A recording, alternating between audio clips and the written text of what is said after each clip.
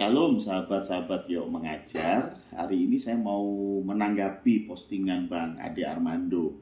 Tadi malam saya mendengarnya, ya, salah satu postingan dari Bang Ade Armando di kanal Cokro TV. Ya, saya senang dengan pandangan dan cara berpikir dari Bang Ade, dan karena itu saya mau memberi masukan kepada videonya. Videonya itu diposting pada tanggal 16 Juni. Ya, dengan judul "Apa benar Tuhan memerintahkan penindasan hak asasi manusia?" dalam acara Logika Ade Armando. Di videonya Bang Ade mengatakan bahwa kanal Kristianituk sama seperti ISIS dan Al-Qaeda yang membenarkan penindasan atas nama agama. Saya tidak menampik ada beberapa orang Kristen yang menggunakan ayat untuk alat-alat propaganda mereka, tetapi saya jadi tertarik dengan apa yang disampaikan Bang Ade, dan saya akhirnya mampir deh ke kanalnya Kristianituk, dan khusus saya melihat atau membahas video yang dikutip oleh Bang Ade. Judulnya adalah 3 nubuat besar sedang digenapi tepat di depan mata kita tanpa disadari dunia. Ini diposting pada tanggal 8 Juni. Ya, jadi kurang lebih selisih seminggu dengan postingannya Bang Ade. Saya memang nggak pernah mampir ke kanal ini gitu ya. Ya mungkin mampir tapi nggak terlalu ngeh gitu ya, karena memang nggak saya subscribe juga ya. Tetapi karena tertarik sekali lagi dengan apa yang dikomentari oleh Bang Ade, saya mampir, saya lihat video, khusus video ini ya. Dan saya kira ada beberapa hal yang perlu saya kritik dari apa yang disampaikan oleh Bang Ade. Bang Ade mengatakan bahwa dalam video Kristianituk, ya, dikatakan bahwa kebangkitan Israel adalah mukjizat nubuat. Itu kehendak Tuhan, dan karena itu Tuhan memberkati pembantaian warga Palestina. Nah, ini yang saya mau sedikit kritisi. Bang Ade kurang memahami konsep nubuat dalam Kristen. Ya, jadi nubuat adalah sesuatu yang diketahui oleh Allah dan disampaikan kepada manusia sebelum kejadiannya terjadi gitu ya. Tetapi bukan berarti segala sesuatu sudah ditetapkan oleh Allah ya. Jadi dalam Kristen itu tidak ada yang namanya takdir gitu ya. Bukan berarti Tuhan sudah menetapkan semua, bukan. Lah, lalu pertanyaannya, kok bisa Allah tahu kalau Allah tidak menetapkan? Ya karena kebesaran Allah, karena keagungan Allah, karena apa yang dipikirkan Allah tidak terselami. Saya kasih contoh sederhana ya. Saya kasih contoh, yang pertama adalah ketika kita sebagai orang tua misalnya, gitu ya, kita lihat anak laki-laki kita, kalau naik motor ngebut, nggak memperhatikan rambu-rambu lalu lintas, terus masih suka emosian kalau naik motor, disalip orang itu emosi gitu ya, pengen nyalip gendi gitu ya. Nah, saya yakin kita pasti sudah bisa memperkirakan bahwa suatu hari nanti ini anak, kalau nggak dikasih tahu, kalau nggak diarahkan dengan betul, apa yang terjadi? Suatu hari nanti pasti kecelakaan. Ini yang kita pikirkan gitu ya. Kita sudah nasihati, kita sudah marahin, bahkan kita sudah melarang anak kita naik motor, tapi karena anak ini keras kepala, dia tetap lakukan apa yang biasa dia lakukan, dan suatu hari dia kecelakaan. Entah jatuh, entah nabrak, entah nyemplung got, tapi apapun dia kecelakaan. Pertanyaannya, apakah kecelakaan anak kita adalah rancangan kita sebagai orang tua? Apakah kecelakaan anak kita adalah yang kita inginkan? Apakah kecelakaan anak kita itu kita restui? Saya kira tidak. Setiap orang tua pasti berdoa supaya anaknya tidak kecelakaan, walaupun naiknya ngebut, emosian, dan tidak pernah mematuhi rambu-rambu lalu lintas. Tetapi itu yang terjadi dalam konteks nubuat, gitu ya. Jadi Tuhan itu, Allah itu, dia sudah mengerti apa yang terjadi ribuan tahun ke depan. Tetapi bukan berarti Tuhan ini memberkati dan merestui pembantaian warga Palestina. Itu contoh pertama. Contoh kedua juga dalam konsep Kristen, Tuhan itu juga sanggup menggunakan orang jahat. Serius ya. Tuhan itu sanggup menggunakan orang jahat untuk alatnya. Jadi orang jahat ini digunakan untuk alatnya. Tetapi bukan berarti orang jahat tersebut anak buahnya Allah. Oh, Allah punya anak buah, ya kebetulan anak buahnya jahat, bukan gitu ya. Bukan berarti Allah nyuruh orang untuk berbuat jahat, bukan juga. Nah, terus gimana? Gini, misalnya nih ya, saya ini seorang guru bela diri. Saya ini guru bela diri, saya punya murid, gitu ya. Lalu saya ingin menguji murid saya sejauh mana dia menguasai ilmu bela diri yang saya ajarkan, ya. Nah, caranya bagaimana? Saya suruh dia pergi ke daerah A pada malam hari. Saya tahu betul menuju daerah A di malam hari pasti banyak begal. Saya tahu. Tetapi murid saya nggak tahu. Nah, karena itu saya nyuruh murid saya untuk pergi malam hari menuju daerah A. Dan ketika murid saya menuju daerah A, betul, murid saya dicegat oleh begal. Dan karena ilmu bela dirinya, akhirnya murid saya menang atas begal ini. Semua begal lari tunggang langgang. Dalam cerita ini, satu, saya sudah menguji ilmu bela diri murid saya, betul ya? Saya sudah menguji ilmunya dan ternyata lulus, ya. Dia bisa mengalahkan para begal. Dan saya juga sudah mengamankan jalur menuju daerah A. Dengan cara apa? Dengan cara mengutus murid saya. Nah, itu murid saya sedang mengamankan itu ya, tanpa sepengetahuan murid saya, gitu ya. Saya sudah mengamankan jalan menuju daerah A. Dan bahkan yang ketiga, saya juga sudah menghukum para begal itu. Ya, dengan cara apa? Ya mengutus murid saya tadi. Itu bagian saya dalam rangka menghukum para begal. Nah, pertanyaannya, apakah begal tadi jahat? Ya jahat. Begal tadi jahat. Loh, bukankah begal itu membantu saya menguji ilmu murid saya? Loh, ya nggak gitu cara berpikirnya. Betul ya? Kalau ada yang berpikir bahwa si begal itu baik karena si begal ini membantu saya untuk menguji murid saya, ya berarti ada sesuatu yang salah dengan logika Anda, gitu ya. Nah, apakah begal itu saya suruh, ya, saya utus, ya, saya mengutus, saya menyuruh begal itu untuk datang ke murid saya untuk membegalnya?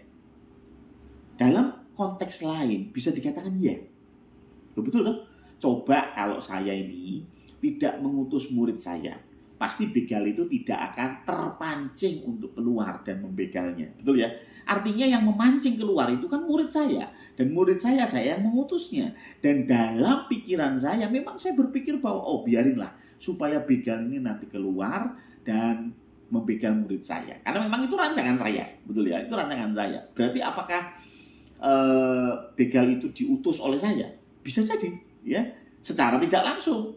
Begal ini tidak terus saya datang ke mereka, saya bilang, bro, nanti malam ada murid saya lewat, tolong dibegal ya. Enggak, tetapi dengan segala hikmat yang saya punya, segala kalkulasi perhitungan probabilitas yang saya punya, saya bisa memperkirakan kalau saya utus murid saya malam hari, pasti begal ini akan mencegatnya. Jadi yang mendatangkan begal bisa jadi itu saya, ya.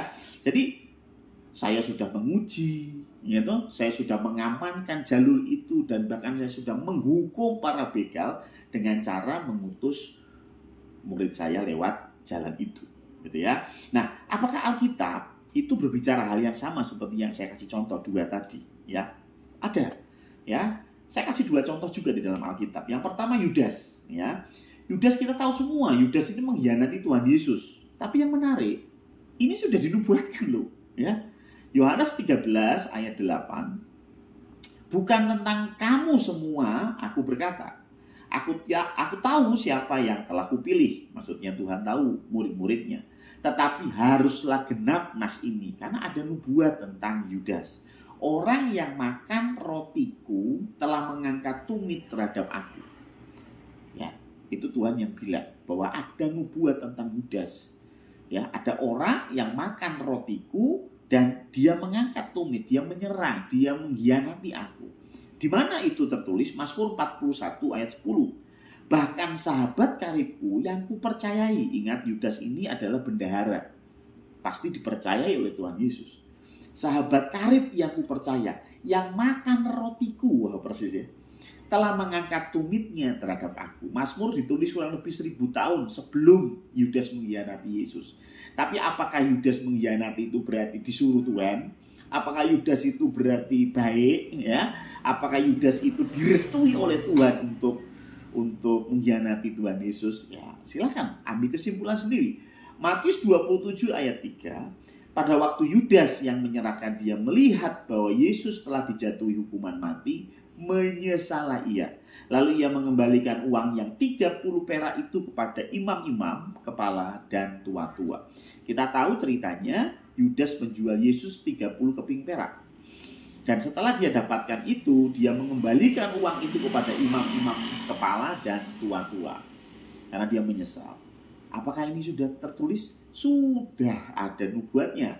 Zakaria 11 ayat 12. Lalu aku berkata kepada mereka, jika itu kamu anggap baik, berikanlah upahku. Dan jika tidak, biarkanlah. Maka mereka membayar upahku dengan menimbang 30 uang perak.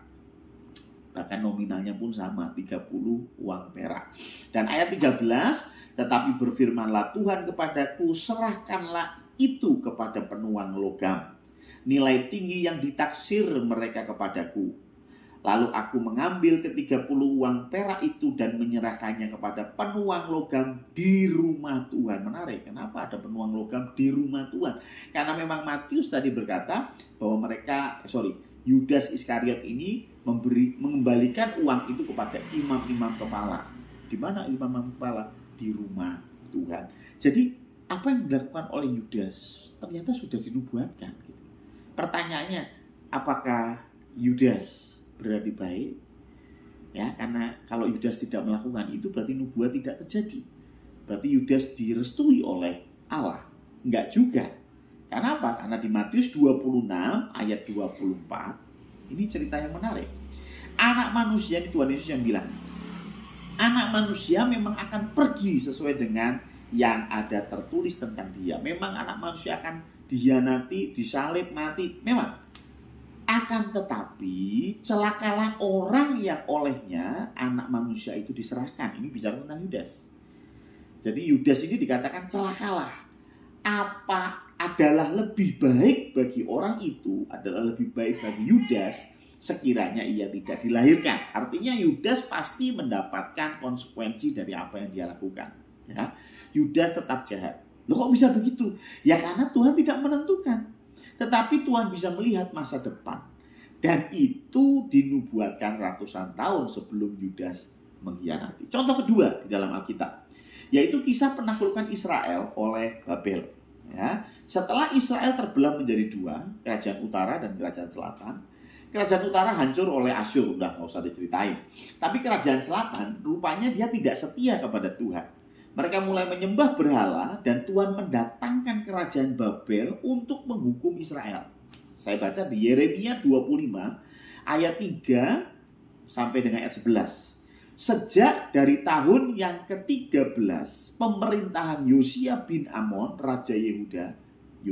Raja Yehuda itu maksudnya kerajaan selatannya Israel disebut kerajaan Yehuda. Sampai hari ini, jadi sudah 23 tahun lamanya. Firman Tuhan datang kepadaku dan terus menerus aku mengucapkannya kepadamu. Tetapi kamu tidak mau mendengarkannya. Jadi Tuhan itu sudah ngingetin 23 tahun lamanya. Udah dikasih tahu, sudah diingatkan. Tapi tidak mau didengarkan. Ayat 4. Juga Tuhan terus menerus mengutus kepadamu semua hambanya, yakni nabi-nabi. Tetapi kamu tidak mau mendengarkan dan memperhatikannya.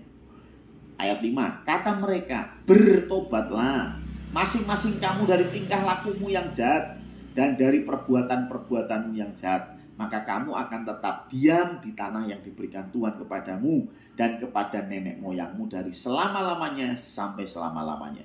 Ayat 6. Juga janganlah kamu mengikuti Allah lain untuk beribadah dan sujud menyembah kepadanya. Janganlah kamu menimbulkan sakit hatiku dengan buatan tanganmu, maksudnya patung, ya, sesembahan, supaya jangan aku mendatangkan malapetaka kepadamu. Ayat 7. Tetapi kamu tidak mendengarkan aku. Demikianlah firman Tuhan, sehingga kamu menimbulkan sakit hatiku dengan buatan tanganmu untuk kemalanganmu sendiri. Ayat 8. Sebab itu beginilah firman Tuhan semesta alam, oleh karena kamu tidak mendengarkan perkataan-perkataanku. Ayat 9. Sesungguhnya aku, Allah, akan mengerahkan semua kaum dari utara.